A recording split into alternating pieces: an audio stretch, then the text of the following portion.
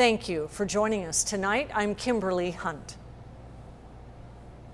And I'm Wale Aliyu, live at the Carlsbad High School. The head athletic trainer here tells us she has been getting calls, text, DMs from parents of students, athletes, obviously concerned after the scary scene last night. Now we will hear from her, as well as a local doctor in just a few minutes. But first, here's the latest on Hamlin. As we mentioned, he is in the ICU right now in critical condition.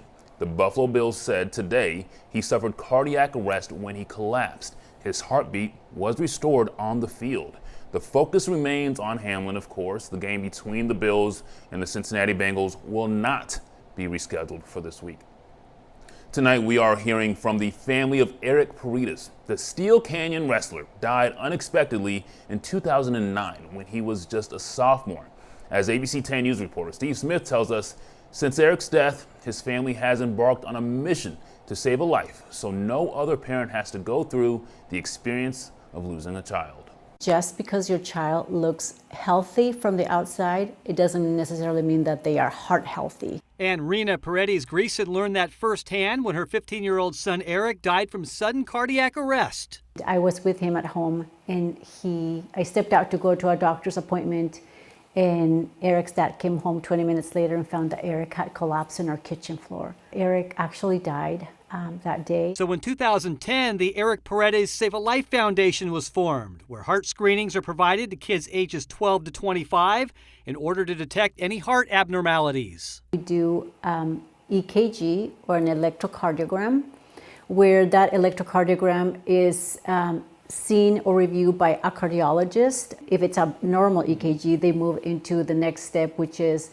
doing an echocardiogram right on the spot. And to date, they have screened about 37,000 kids. We have found about 255 kids with cardiac abnormalities that can cause sudden cardiac arrest. Now this leads us to the awful incident last night where Buffalo Bills safety Damar Hamlin suddenly collapsed during the game. Now we want to point out that Damar Hamlin suffered cardiac arrest after taking a blow to the chest.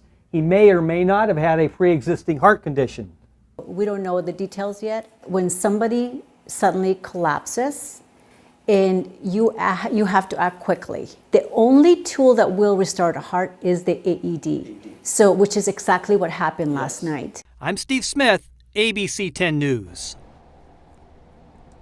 Great story, Steve. Great to see when you have a tragedy and it's able to highlight a problem and help other people. Thank you so much, Steve. Well, earlier, we got a chance to speak to Kaiser Permanente cardiologist Jeff Cavendish. He said, speaking from his experience, there were signs that show the quick care that Hamlin was given on the field actually made a major difference.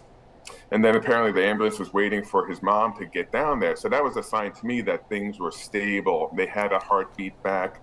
They were getting oxygen in him. His blood pressure, his vital signs had stabilized. Otherwise, they wouldn't have wasted any time getting him to the hospital as soon as possible. All right, joining us right now is Brianna Miller, the head athletic trainer here at Carlsbad High. Thank you so much for joining us. How you doing? I'm well. Thank you for having me. Good. We were just hearing from it about how quickly the medical personnel was able to get to him. If not for a hospital, the best place he could have been was a football field because of the quick thinking medical personnel that was right there. NFL has billions of dollars. A lot of high schools, the Pee Wee level football does not have billions of dollars and spend hours of training as much as maybe they do in the NFL. How prepared, can we ask, is Carlsbad High School if, God forbid, something like that was to happen on the field here? I think we're very prepared here. Number one, the district has prioritized having full-time athletic trainers at our high schools. So all of our home games go covered with myself, the certified athletic trainer. We also work with an orthopedic group, so we have a doctor here for most of our home football games in case of emergencies, and then I can also bring them in for clinic to have students evaluated. We have emergency action plans that are written. They're posted at every athletic venue. Our coaches receive them in email, in their medical binders. They're all CPR and AED certified, as well as myself.